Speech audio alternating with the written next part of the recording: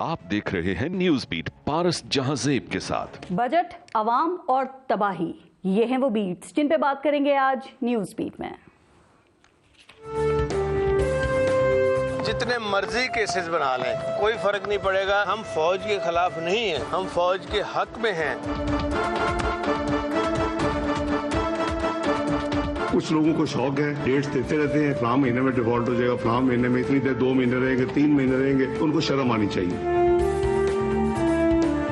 Pakistan is trillions of dollars of assets. अगर हमारी 100 billion के एक्सटर्नल डेट है तो हमारे पास एसेट्स भी हैं।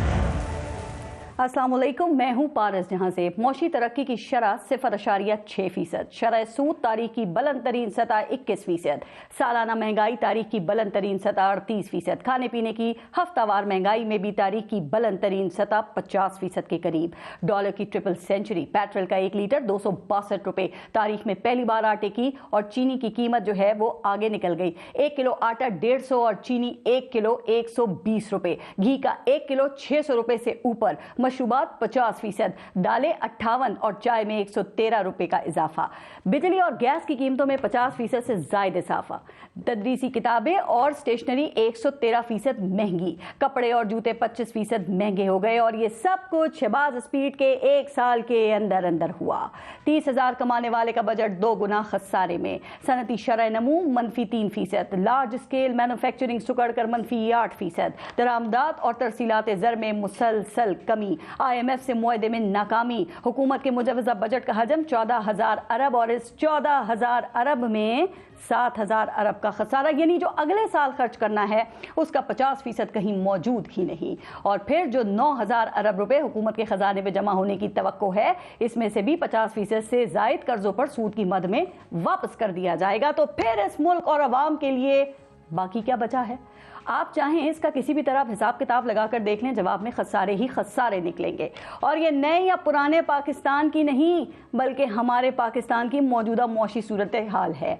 वजीर आजम साहब, ये मौशी तस्वीर देखिए और फिर ज़रा बताइए कि इसमें पाकिस्तान के अवाम के लिए क्या है। 2 सूबों की असेंबलियां तहलील हुई, आपने फैसला किया कि चाहे कुछ भी हो जाए इलेक्शन नहीं करवाना। इलेक्शन के लिए सुप्रीम कोर्ट में केस चला लिया, लेकिन किसी के कान पर जूं तक नहीं रेंगी। वजीर आजम साहब, आपने इलेक्शन नहीं करवाने, ना करवाइए, लेकिन कम से कम ये तो बताइए ना कि अवाम के लिए क्या है। अवाम को 2 वक्त की रोटी चाहिए, क्या वो रोटी इसके लिए है? अवाम को बाइज्जत रोजगार चाहिए, क्या वो रोजगार इसके लिए है? अवाम को घर का किराया देने के लिए पैसों की जरूरत है, बच्चों के स्कूल की फीस की जरूरत है, बीमारी में इलाज की जरूरत है, क्या ये सब उनके लिए है? वजीर आजम साहब, अगर तो ये सब कुछ अवाम के पास है तो फिर आप शौक से सियासत कीजिए, ऑपोजिशन का सफाया कीजिए, अदलिया से झगड़ा कीजिए, लेकिन अगर अवाम के लिए ये सब आपके पास नहीं तो फिर जरा सोचिए कि अवाम को ये सब देने की जिम्मेदारी अगर बतौर हुक्मरान आपकी नहीं है तो फिर ये जिम्मेदारी किसकी है? वजीर आजम साहब, आप तो तजुर्बेकार थे, तो कहां है आपका तजुर्बा? आप तो परफॉर्म करने आए थे, तो कहां है आपकी परफॉर्मेंस? आपकी तरक्की की स्पीड तो तुर्किया और चीन तक मशहूर थी, अब कहां है वो शहबाज स्पीड? तो आज के प्रोग्राम में वजीर आजम की शहबाज स्पीड को तबाही स्पीड में बदलने पर भी हम बात करेंगे। और आज प्रोग्राम में हमें ज्वाइन किया है सीनियर तज्जियाकार हैं मुजम्मिल सोहरवर्दी साहब, सीनियर तज्जियाकार हैं अतर काजमी साहब और दिफाई तज्जियाकार हैं ब्रिगेडियर रिटायर्ड फारूक हमीद साहब। अस्सलाम वालेकुम, बहुत बहुत शुक्रिया आप सबका प्रोग्राम में शिरकत के लिए। पहले एक ब्रेक लेंगे, देखते रहिएगा न्यूज़ भी। मुजम्मिल सोहरवर्दी साहब, आपसे शुरू करते हैं। सियासी इशूज़ पे हमेशा रोज़ ही प्रोग्राम में बात करते हैं, तो आज ज़रा मईशत के हवाले से पहले शुरू कर लेते हैं, उसके बाद फिर सियासी इशूज़ पे भी बात करेंगे। सर, ये हुकूमत IMF के बगैर बजट बनाने जा रही है और जुमे को इसहाक डार साहब जो वज़ीर ख़जाना है इस वक्त पाकिस्तान के, वो ये बजट पेश करेंगे जुमे को 9 जून को।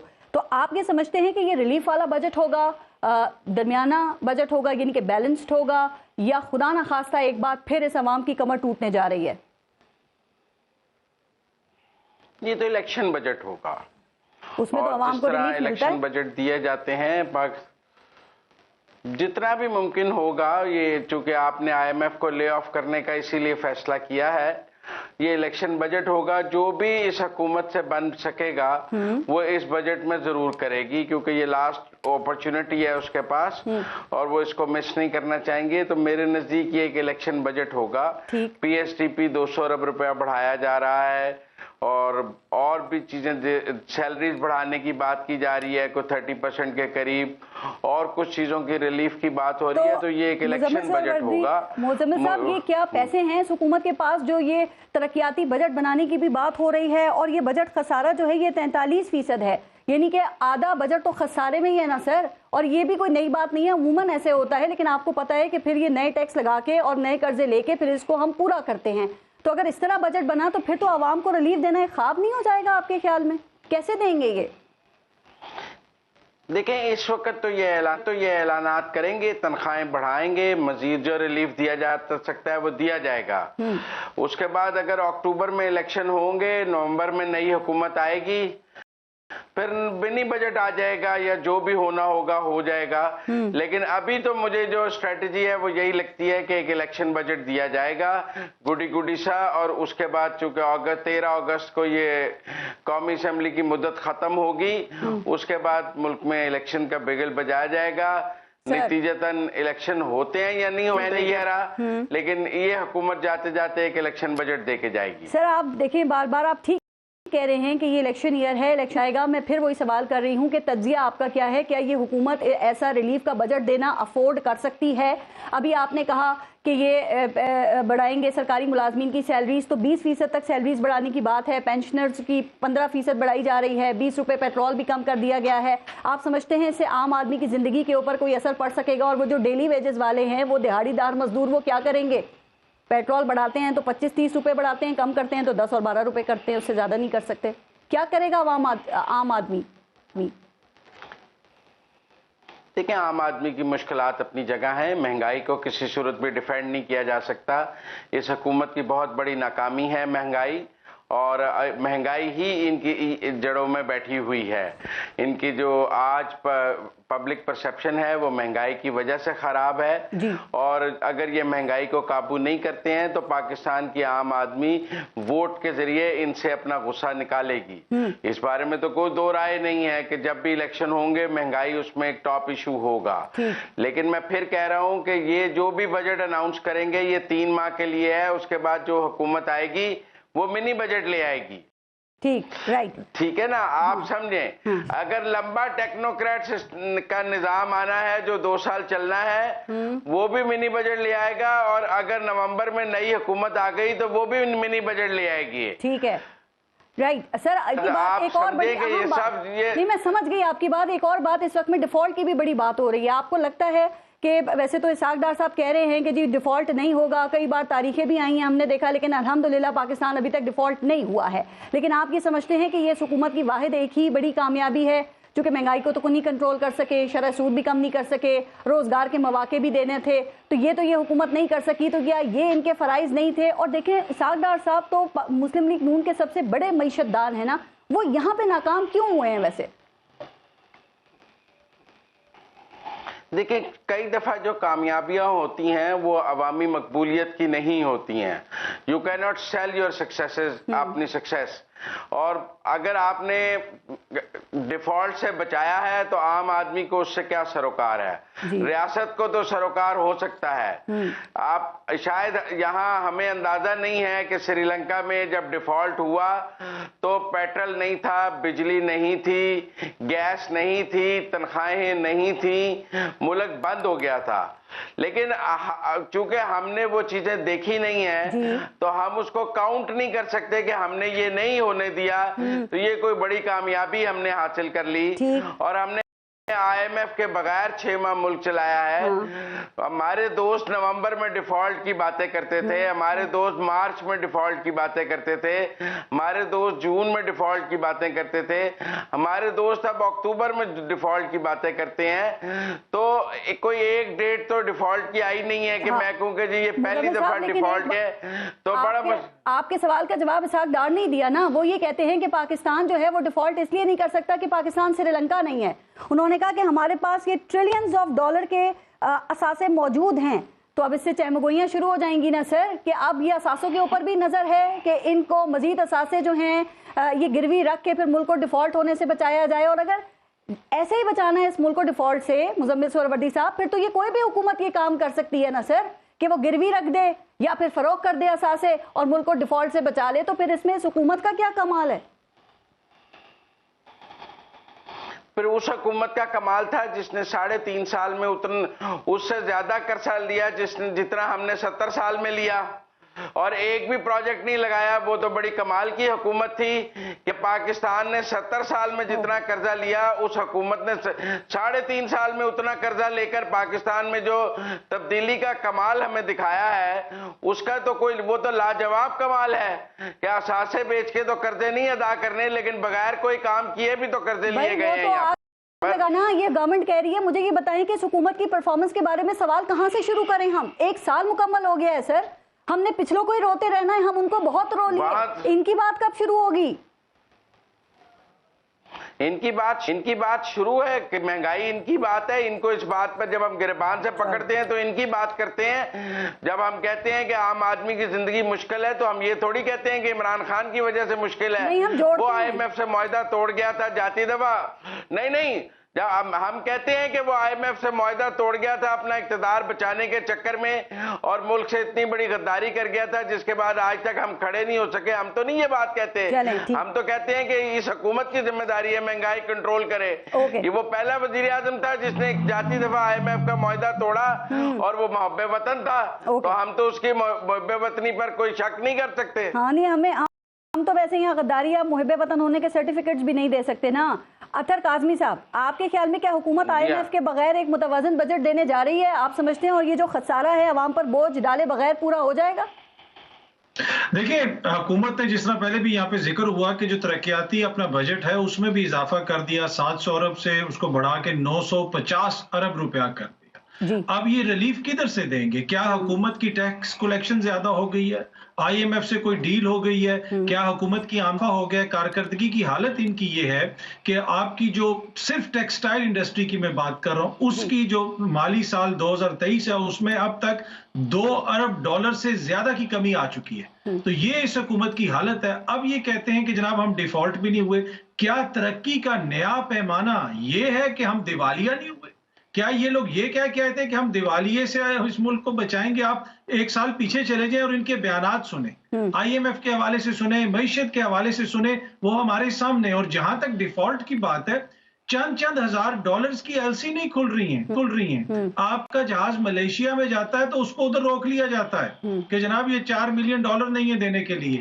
تو یہ حالت ہو چکی ہے، اور اس کے باوجود جس طریقے سے یہ ان کی توجہ ہے، ان کی توجہ تو معیشت کی طرف ہے ہی نہیں ہے۔ یہ آئے تھے عوام کو ریلیف دینے کے لیے۔ آپ کو پتہ ہے نا اطہر کہ اسحاق ڈار صاحب سے تلخ سوالوں پہلے بھی ہوئے تھے، اور اب آپ کارکردگی پہ عام سوال بھی کریں نا تو وہ طیش میں آ جاتے ہیں۔ اور آپ کو پتہ ہے کہ ان کی باڈی لینگویج سے آپ کو ویسے کیا لگتا ہے کہ وہ کوئی فرسٹریشن میں آپ کو دکھائی دے رہے ہیں، یا کوئی بہت سی تراکیب ہیں جو ان کے ذہن میں ہیں اور وہ ان کو اپنے تک ہی پوشیدہ رکھنا چاہتے ہیں، اس لیے طیش میں آ جاتے ہیں؟ انہوں نے ٹریلینز آف اثاثوں کا ذکر کیا نا کہ نہیں ہوگا ملک ڈیفالٹ انشاءاللہ۔ جی دیکھیں، مسئلہ یہ ہے نا کہ اب کارکردگی اگر آپ کے پاس دکھانے کے لیے ہو تو آپ کیوں غصے میں؟ آپ سے کوشچن کیا جاتا ہے، آپ سے پوچھا جاتا ہے کہ جناب یہ چیزیں اس میں آپ نے کیا بہتری؟ آپ حکومت دکھا دے، عوام کے سامنے رکھ دے، ایک بھی ایسی چیز بتا دے کہ جناب معاشی فرنٹ پہ یہاں پہ ہم نے پہلے سے بہتر پرفارمنس کیا، ایک بھی ایسی چیز نہیں۔ اور دوسری، یہ صرف اسحاق ڈار صاحب تک محدود نہیں ہے، یہ ان ساری جماعتوں کی جو مل کے یہ کارکردگی ہے۔ اس میں پیپلز پارٹی بھی شامل ہے، اس میں نون لیگ بھی شامل ہے، اور یہی وجہ ہے کہ کارکردگی ہو نہیں پا رہی، تو پھر یہ چیزوں کو دوسرے طریقے سے مینج کرنے کی کوشش کرتے ہیں۔ اور فرسٹریشن تو ہے، ہر سوال پہ غصہ کر جاتے ہیں۔ ابھی 2-3 سوال آپ نے اور کیے تو یہ مزمل بھائی بھی غصہ کر جائیں گے، اس لیے کہ دفاع کرنا۔ اسی لیے میں آپ سے اگلا سوال کرنا، دیکھیں کیا حکومت کی اس بات میں وزن نہیں ہے؟ وہ کہتے ہیں عالمی ادارے 2017 میں پاکستان کی معیشت کو 24ویں نمبر پر ریٹ کر رہے تھے کہ 24ویں بڑی معیشت ہے، اب یہ 47ویں نمبر پہ چلی گئی ہے۔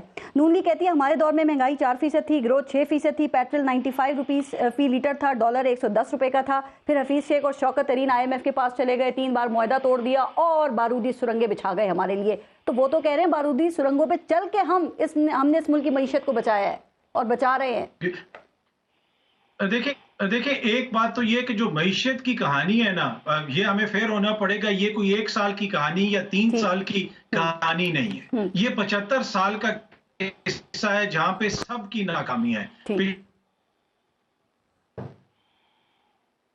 राइट, फारूक हमीद कर साहब लेते तो जो महंगाई की सिचुएशन उस वक्त थी, जी बात कर लें आप प्लीज, वो आप डिस्कनेक्ट हो गए थे, मैं समझी। जी प्लीज बात करें। जी मैं उस वक्त भी मैं ये अर्ज कर रहा हूँ कि ये मईशत जो है ये एक लॉन्ग टर्म चीज है जिसके ऊपर सबको सोचने की जरूरत है। ये सियासी पॉइंट स्कोरिंग से ऊपर निकलना पड़ेगा और मुल्क के लिए ऐसे फैसले करने पड़ेंगे जो लॉन्ग, जिसमें दूर रस जो है हमें मुस्बत नताइज मिल सके। फारूक हमीद साहब, IMF प्रोग्राम ना मिलने की आपको क्या वजह समझ आती है? क्या वाकई हुकूमत ने शराइत जो है वो पूरी नहीं की हैं, या फिर इसमें अमेरिका और चीन के जो मामलात हैं का भी असर है?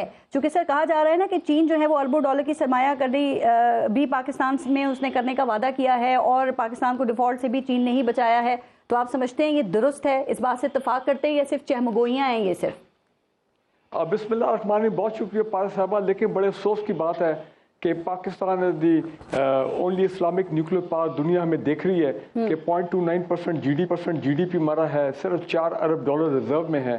और हम हर एक के पास जाने अपने जो खास दोस्त हैं, चीन है, और ऑब्वियसली कि जनाब हमें कोई $1 अरब दे दें, कोई रिजर्व हमारे बढ़ा दें, हमारे रोल ओवर कर दें, कोई मजीद एग्रीमेंट, कोई लोन। और IMF का आप देखें कि मैं समझता हूँ कि ये एक बहुत बड़ी, sorry for using the word, नाकामी है कि 10 फरवरी को उनकी टीम गई थी और कहा ये जा रहा था, बच्चे 5-6 दिन की बात है, 10 दिन की बात है, ये स्टाफ लेवल एग्रीमेंट हो जाएगा तो वो जो $1.2 बिलियन है जो 9th इंस्टॉलमेंट है वो जनाब हमें मिल जाएगी। लेकिन आप देखें उस चीज़ को भी 4 महीने हो गए। मैं जो समझता हूँ कि ये IMF का हमें एग्रीमेंट ना होना हो सकता है कि it could be a blessing in disguise, in the sense मैं तो हमेशा ये कहता हूँ IMF जो है एक पॉलिटिकल आर्म ट्विस्टिंग टूल है of the west, of the western establishment, और जो उन्होंने पाकिस्तान के खिलाफ लॉन्च किया है और पाकिस्तान के अपने इंटरनल हाथ, पॉलिटिकल इंस्टेबिलिटी, वो तमाम चीज़ें अपनी जगह। और मैं ये कहूँगा कि अगर ये IMF को, बल्कि हमें IMF को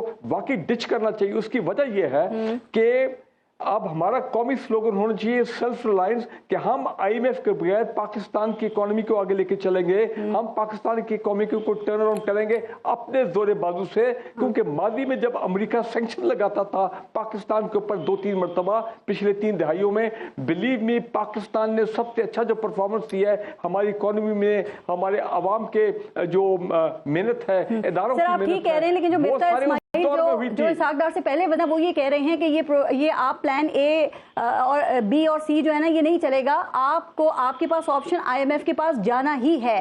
तो आपको लगता है कि ये IMF हमें ये मौशी गिरदाब से निकालने के लिए उसी की हेल्प की जरूरत होगी? क्योंकि ये जो बजट की डिटेल्स है ना ये भी गवर्नमेंट ने IMF के साथ शेयर कर ली है, लेकिन दिलासे देने के अलावा उन्होंने और कुछ किया नहीं। देखिए अब तो ये कहा जा रहा है कि अगर जून में नहीं होता तो फिर एक नए सिरे से IMF का पहले 30 जून के बाद एक नया प्रोग्राम जो है उस पर बातचीत की जाएगी। उसमें जारी बात है जो तो कंडीशन होगी, हुकूमत के साथ होगा ना, इस हुकूमत के साथ वो क्यों करेंगे सर? वो तो आने वाली हुकूमत करेगी ना फिर।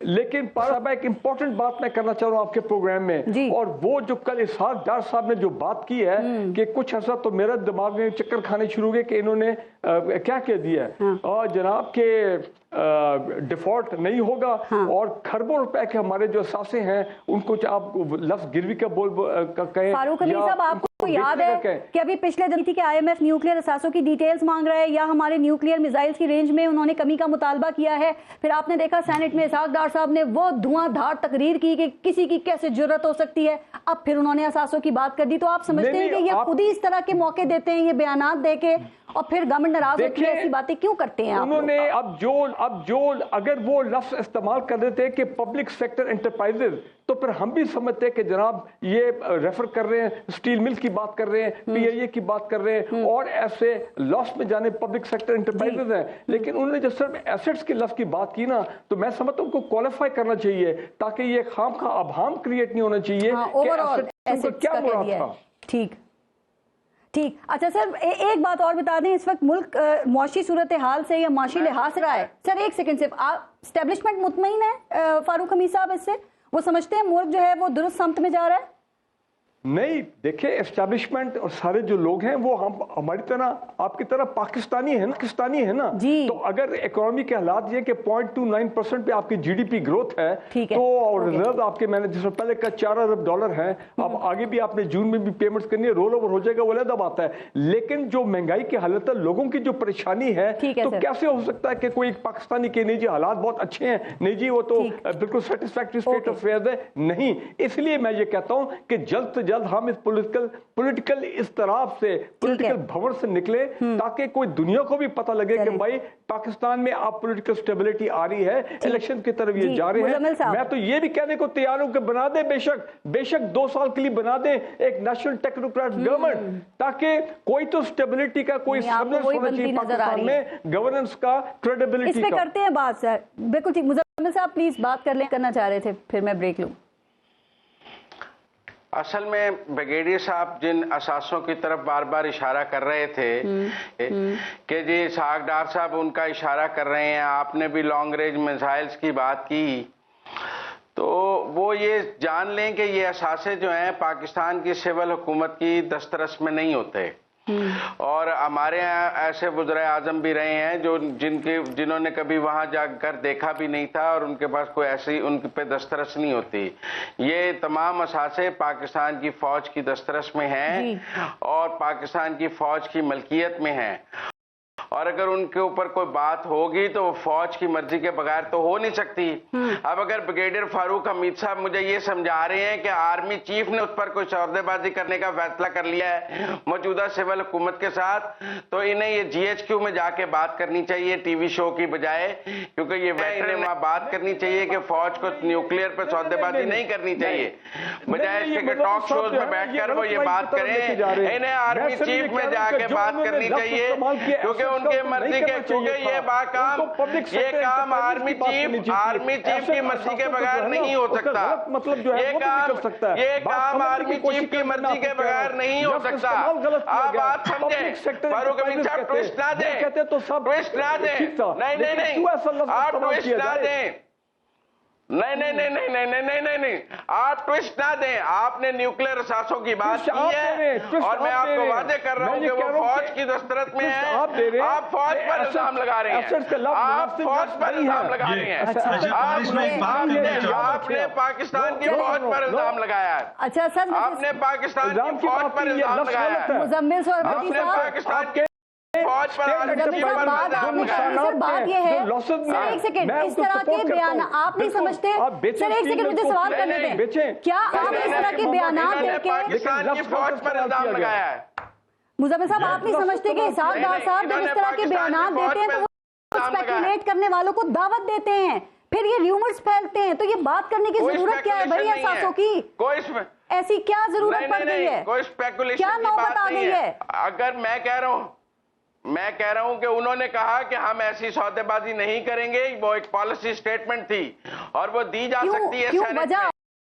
लेकिन जो फारूक हमीद साहब बात कर, अगर पॉलिसी स्टेटमेंट सेनेट सर मुझे एक बात बताइए कि वो एक प्रेस कॉन्फ्रेंस कर रहे हैं, असासों की बात करने की जरूरत क्या थी? ये जो एटमी असासों की आप बात कर रहे हैं, ये भी चहमगोइयां ही हो रही थी ना, क्यों हुई थी? क्योंकि उन्होंने एटम की बात नहीं की, ये फारूक हमीद साहब ने की है।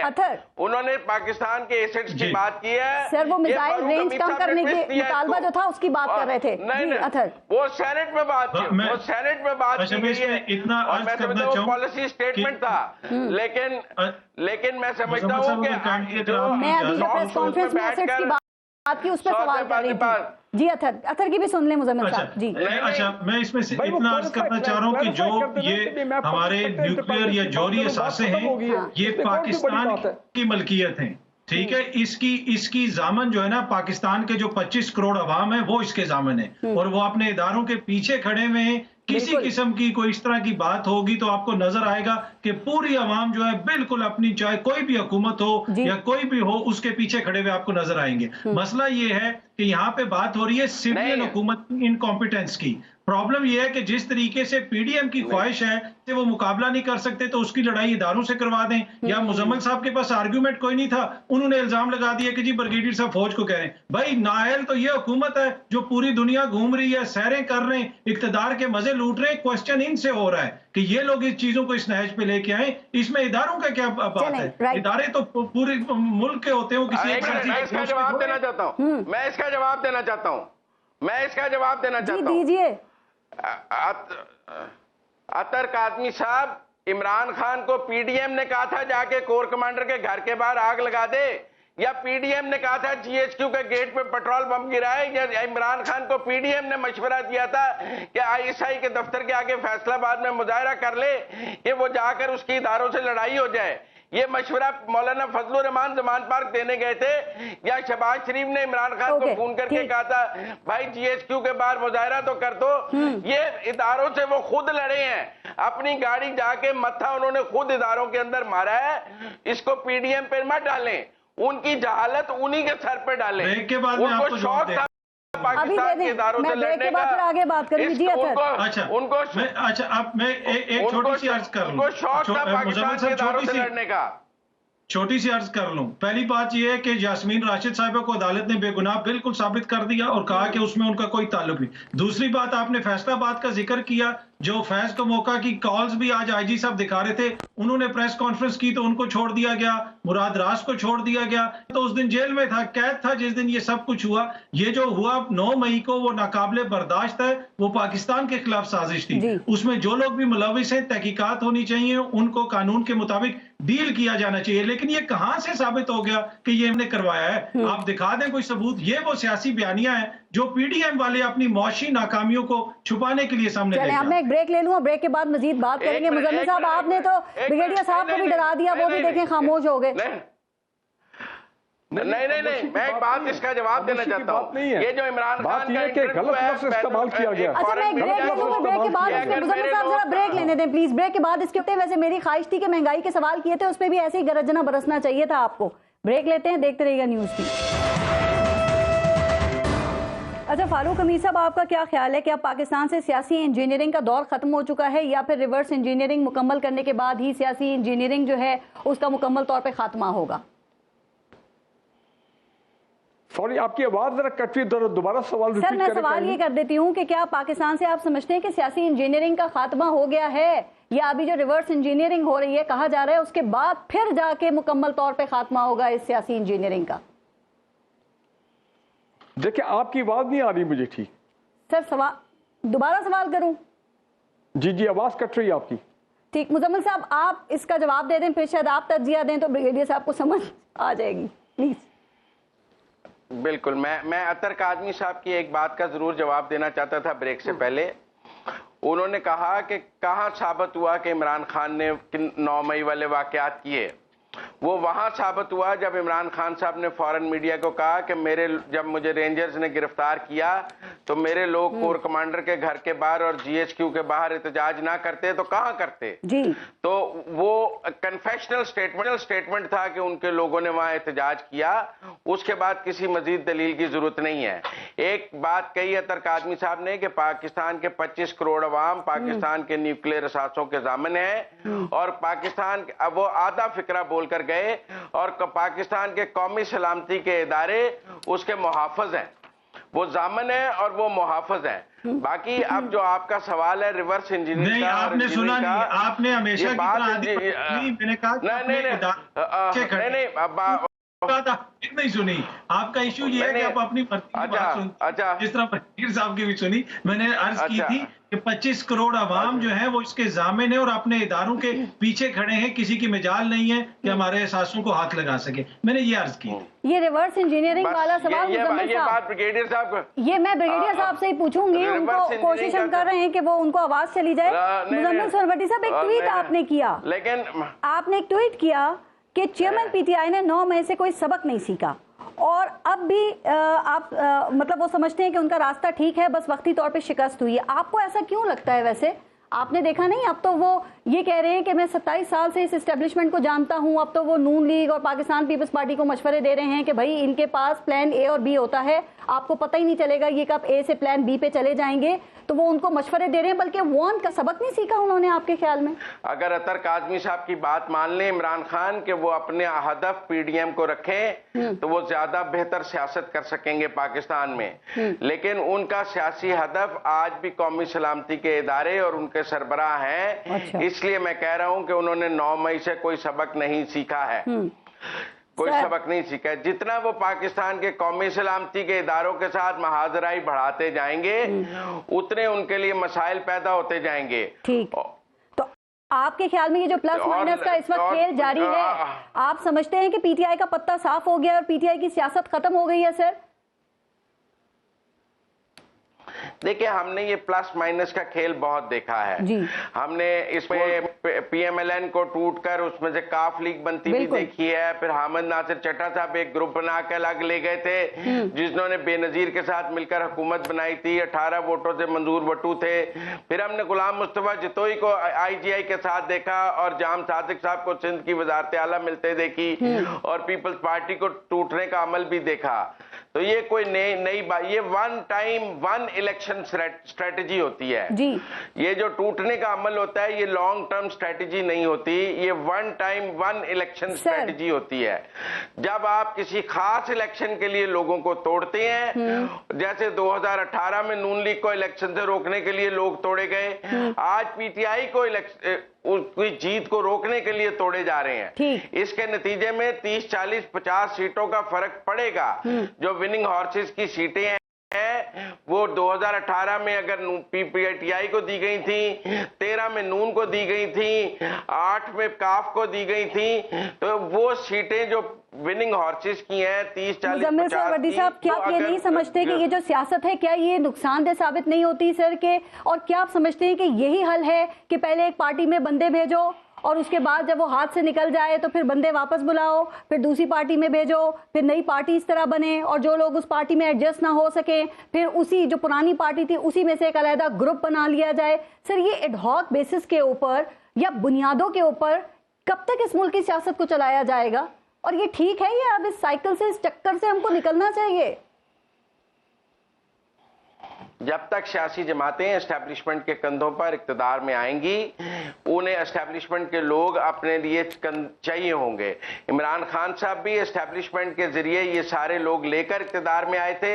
जब उनकी एस्टैब्लिशमेंट से लड़ाई हो गई, ये लोग एस्टैब्लिशमेंट से लड़ने के लिए तैयार नहीं है। जो लोग इमरान खान को छोड़कर जा रहे हैं वो ये मैसेज दे रहे हैं कि हम आपके साथ मिलकर कौमी सलामती के इदारों के साथ लड़ने के लिए तैयार नहीं है। हम कोर कमांडर के घर के आगे मुजाहरा करने की पॉलिसी के साथ नहीं है।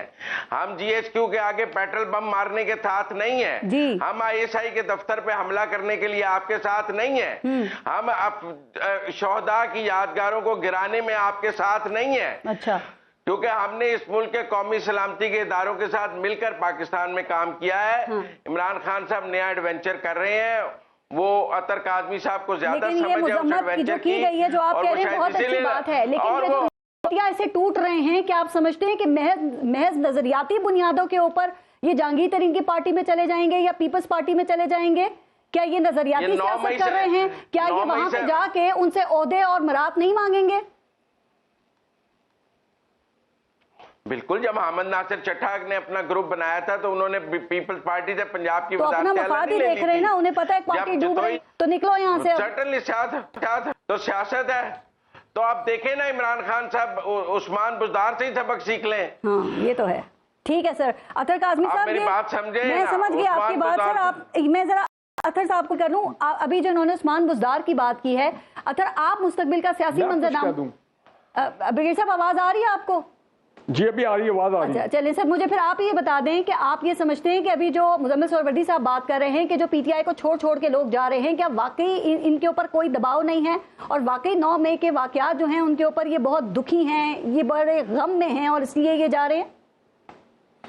देखिए, पाकिस्तान की सियासत के जो मिक्स है ना, मुहर्रिकात वो बड़े यूनिक होते हैं। और ये याद रखें कि हर इलेक्शन से पहले मैंने देखा है, माजी में जितने इलेक्शन हुए, मोस्ट ऑफ द इलेक्शन, उसके हमेशा उससे पहले एक माइग्रेशन होती है, उससे पहले हमेशा एक पॉलिटिकल रीअलाइनमेंट होती है। मैं उसको इस नजर में देख रहा हूँ कि अभी भी होती है या करवाई जाती है? नहीं, वो अब जो भी होता है पाकिस्तान में करवाई भी जाती है, खुद भी होता है, होती है, करवाई जाती है। देखें, अभी जिस तरह प्रेस कॉन्फ्रेंसेस हो रही है उससे तो लगता है कि शायद इसमें ये कोई ऐसा मामला जो है इतना विलिंगली नहीं हो रहा। लेकिन बहरहाल अवाम इस बात को समझते हैं कि विलिंगली हो या अनविलिंगली हो, पाकिस्तान के पॉलिटिक्स में कॉम्प्रोमाइजेज, डील और ये तमाम चीजें होती हैं। और हर मेजर इलेक्शन से पहले इस तरह की पॉलिटिकल रीअलाइनमेंट होती है, जब फोर्सेस, ये जो लोग हैं, या आगे पीछे पार्टियां छोड़ते हैं, खासकर जो कि जिसको कहते हैं कि मेक है द सनशाइन, फाइन, अगर उनको पता है कि अब ये पार्टी जो है ये डाउन हो रही है तो वो उस तरफ जाएंगे जहां पे वो देख रहे कि पार्टी के पावर में आने का चांस है, तो लिहाजा उनका भी जाती इंटरेस्ट है, खानदान का इंटरेस्ट है, उनका पॉलिटिकल इंटरेस्ट है, उनके बिजनेस इंटरेस्ट है। तो क्या आप समझते हैं कि चेयरमैन पीटीआई की जो सियासत है, जो चेयरमैन पीटीआई की सियासत है फारूक हमीद साहब, उसका दी एंड हो गया है, और आप ये समझते हैं कि कम से कम ये इलेक्टोरल पॉलिटिक्स और पावर पॉलिटिक्स से आउट हो गए हैं वो? नहीं, अभी देखें, it is too early to say that कि अभी पार्टी पे कोई पार्टी बैन नहीं हुई है, पार्टी पे कोई ऐसा भी उस तरह की चीज नहीं आई है। हम बिल्कुल चंद लोग उनके गए हैं जो हम नोट कर रहे हैं, चाहे टिकट होल्डर्स हों, चाहे उनके नॉन नजरियाती लोग हों, कुछ नजरियाती लोग पे हों, लेकिन आप इस वक्त एज ऑफ टुडे ये नहीं कह सकते कि पार्टी बिल्कुल खत्म हो गई है। मेरा ख्याल है अभी भी पाकिस्तान में वो 3 पार्टीज हैं, और अब जाहिर बात है चौथी पार्टी भी खड़ी हो जाएगी, तो अच्छा इनका मुकाबला जरा सख्त होगा। देखते हैं इलेक्शन में क्या रिजल्ट आता है। अच्छा अथर, ये पॉपुलैरिटी की बात हुई तो आप मुसलमान पीटीआई की मकबूलियत की बहुत बात करते हैं, और आप तासुर ये देते हैं कि जैसे जो पीडीएम है वो गैर मकबूल है, तो हमें ज़रा बताएंगे कि ये जो मकबूलियत है इसका पैमाना क्या होता है? क्या सर्वेज होते हैं, क्या सोशल मीडिया होता है, या जल से जुलूस होते हैं, या फिर ये बैड गवर्नेंस और महंगाई होती है? चूंकि अगर ये भी है तो पाकिस्तान तहरीक इंसाफ के दौर में भी जो गवर्नेंस थी और जो महंगाई के हालात थे वो भी आवाम को याद है, भूले नहीं है। वो मेयार क्या है? देखिए, इसका मेयार या तासुर हम किस तरह कायम करते हैं? हम तो देखते हैं चीजें जिस तरह रिपोर्ट हो रही होती हैं, आप सर्वेस देखते हैं, आप बाई इलेक्शंस को देखते हैं, आप ग्राउंड पे अवामी मूड देखते हैं, आप सोशल मीडिया को देखते हैं, हर जगह पे जहां पे भी अवाम की इनपुट होती है वो आपको नजर आती है। बड़ी बड़ी जो आलमी कंपनियां हैं उनके सर्वे सामने आ चुके हैं। ज़िमनी इंतखाबात पंजाब के अंदर हुए, 20 सीटों के ऊपर तमाम इलेक्टेबल्स ने, तमाम जमातों ने मिल के इलेक्शन लड़े, और अभी जो कहा जा रहा है ना कि जी साउथ पंजाब से कोई जहांगीर तरीन साहब की शक्ल में नेल्सन मंडेला आ गया वहां पे, वो भी उस ग्रुप में थे। 9 में से 6 सीटें वो लोग हारे, और बुरे तरीके से हारे। तो अब जो लोग ये कह रहे हैं कि कोई नई पार्टी आ जाएगी, जहांगीर तरीन ने पार्टी के अंदर उनके साथ ज्यादती भी हुई होगी, बड़े अच्छे तरीके से उन्होंने टाइम गुजारा, वो अलहदा हो गए। लेकिन हालिया अरसे में जो बार बार उनका नाम सामने आ रहा है, मेरे ख्याल में अब वो भी तनकीद का निशाना बनेंगे। और इशू क्या है? क्यों रिटायरमेंट से उठाया गया पीटीआई के लोगों को, जिनको 4 दिन पहले या 1 हफ्ता पहले कहा गया कि जी ये लोग रिटायर हो गए, सियासत से अलहदा हो गए, अचानक वो क्यों मुतहरिक हुए? इसलिए कि ग्राउंड पे नजर आ गया कि अवाम जो है वो जरदारी साहब को या मियां साहब के बयानिए को लेने के लिए तैयार नहीं है, तो लिहाजा इन्हीं को दोबारा मुतहरिक किया जाए। तो वो सामने नजर आ रहा है, और आपको जिस तरह का खौफ आपको इलेक्शन से नजर आ रहा है, उससे आपको पता नहीं चलता कि हुकूमत को भी पता है कि ग्राउंड पे क्या सिचुएशन है। ठीक है, तो ये मुस्तकबिल का स्यामा आप क्या देख रहे हैं? और दूसरा, खान साहब ने जो ब्लंडर्स किए, अब जिसकी वजह से आज वो इस मुकाम पे पहुंचे हैं, आपको लगता है कि अब उनको इस चीज का एहसास हो रहा है? चूंकि वो एतराफ तो कर रहे हैं। अभी अतर पिछले हफ्ते खबर चल रही थी ना कि चेयरमैन पीटीआई ने कहा कि जिन 5 लोगों ने मुझे फौज से लड़वाने पर उकसाया, कौमी असेंबली से निकलने का कहा, 2 सूबाई असेंबलियां तोड़ने का कहा, वो तो पार्टी छोड़ के चले गए हैं। लेकिन हमने उस वक्त देखा कि चेयरमैन पीटीआई बहुत कॉन्फिडेंट थे। तो अब आपको ये लग रहा है कि अब बहुत देर हो चुकी है, या अभी भी गेम ओवर नहीं हुई है? देखिए, पहली बात यह है कि जो भी लीडर हो, जो वो स्टेप लेता है, उसका जिम्मेदार वो है। यहाँ पे हमने देखा कि अनफॉर्चुनेटली कभी खान साहब की अहलिया को कहा जाता है कि जी उन्होंने ये कह दिया, फलाने ने वो कह दिया, तो वो खुद इतने बच्चे हैं कि लोगों के कहने पे वो सब कुछ करते हैं।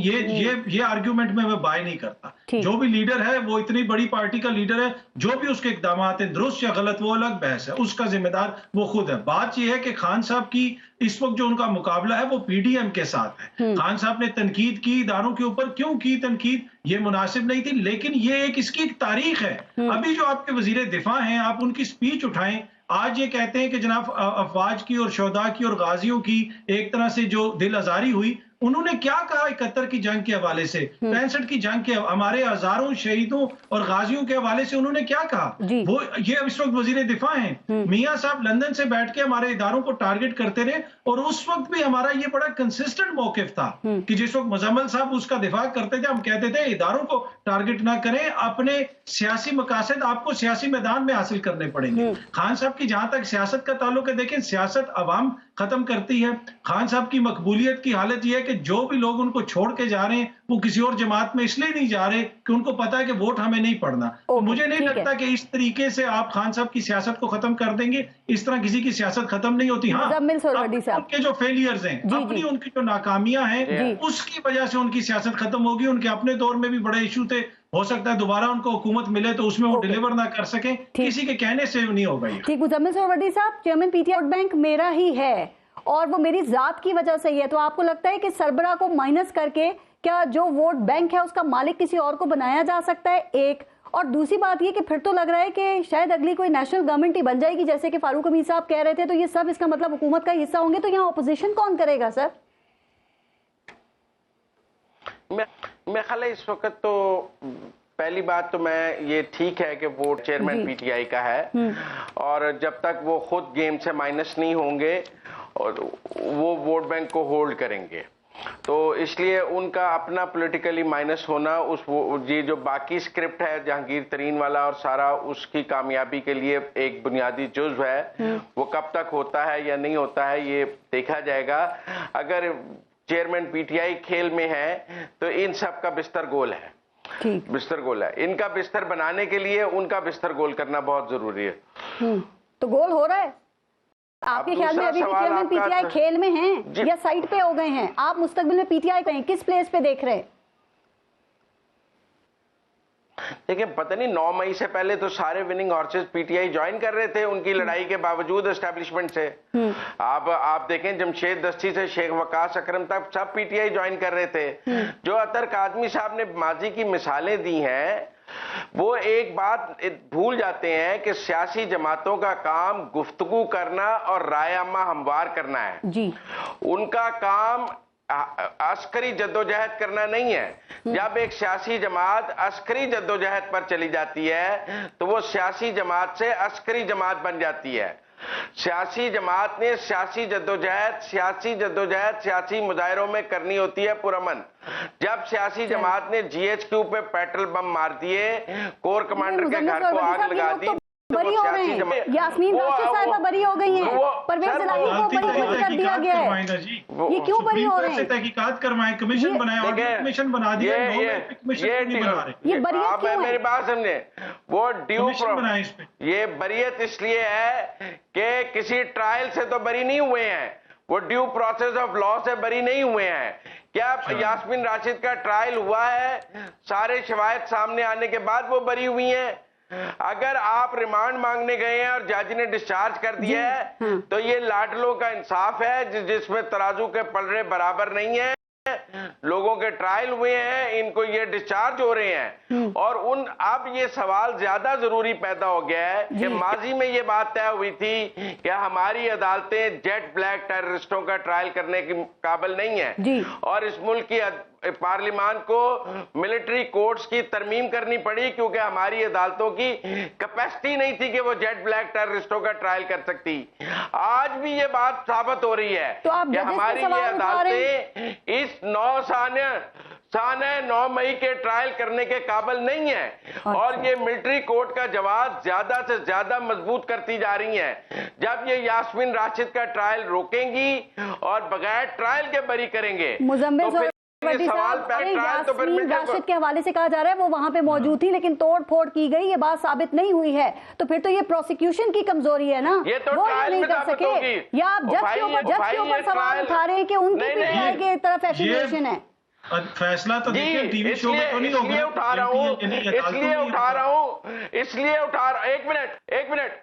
उठा रहा हूं कि ये बात ट्रायल में साबित होनी है कि उन्होंने तोड़फोड़ की या नहीं की।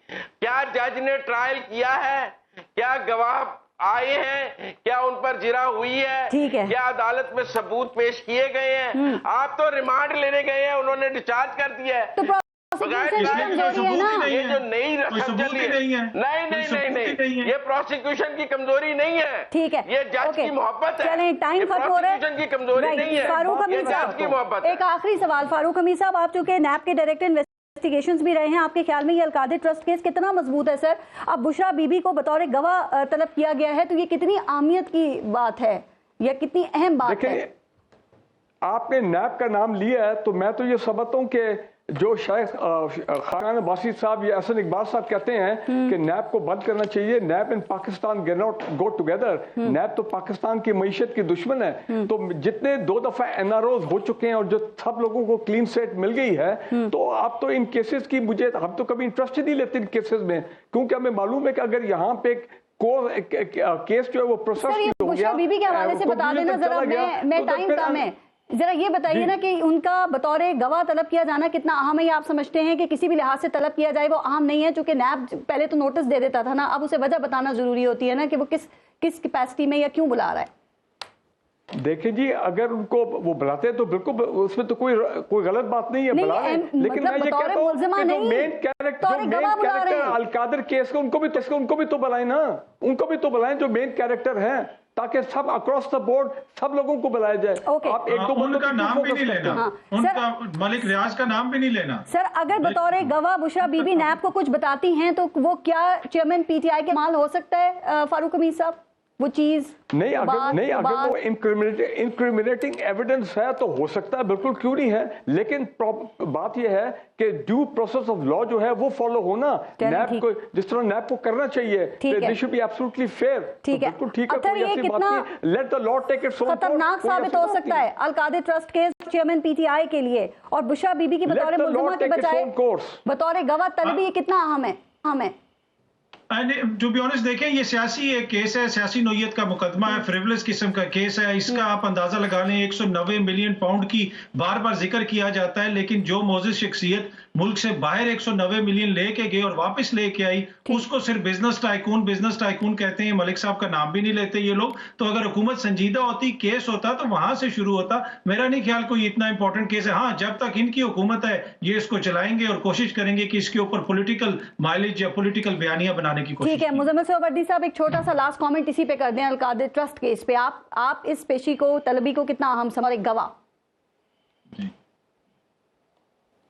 نہیں، اہم ہے، وہ جو بھی بات کہیں گی وہ بہت اہم ہے. اور دوسرا یہ ایک نٹ شیل کیس ہے، پولیٹیکل کیس کیسا ہے. بزنس ٹائکون کا نام تو نہیں لیا جاتا، میں ترک آدمی سے مطمئن ہوں، لیکن ایک وزیر اعظم کو ان سے زمین تحفے میں لینے کی کیا ضرورت تھی جس کو اللہ نے سب کچھ کیا ہوا تھا.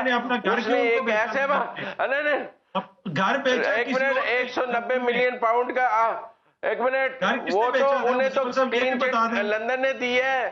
ایک منٹ، لندن میں کس نے گھر بیچا؟ تحفے میں زمین یہاں پہ پاکستان میں کیوں نہیں لیا؟ کس نے بیچا؟ کس نے بھیجا؟ آپ لندن میں موجود ہیں. مجھے تو یہ پتا ہے کہ جہاں اس کے 190 ملین اسی کو واپس کر کے زمین تحفے میں بنیگالہ میں بھی لیا اور ٹرسٹ بھی لے لیا. اور ہائیڈ پارک کس نے خریدا تھا اور کس سے خریدا گیا تھا؟ یہ ہائیڈ پارک کس نے خریدا تھا اور کس سے خریدا گیا تھا؟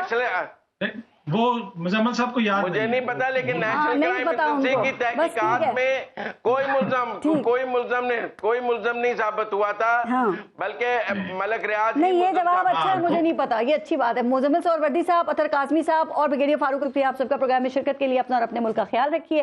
پارس جہاں سے کو اجازت دیجیے. اللہ نگہبان.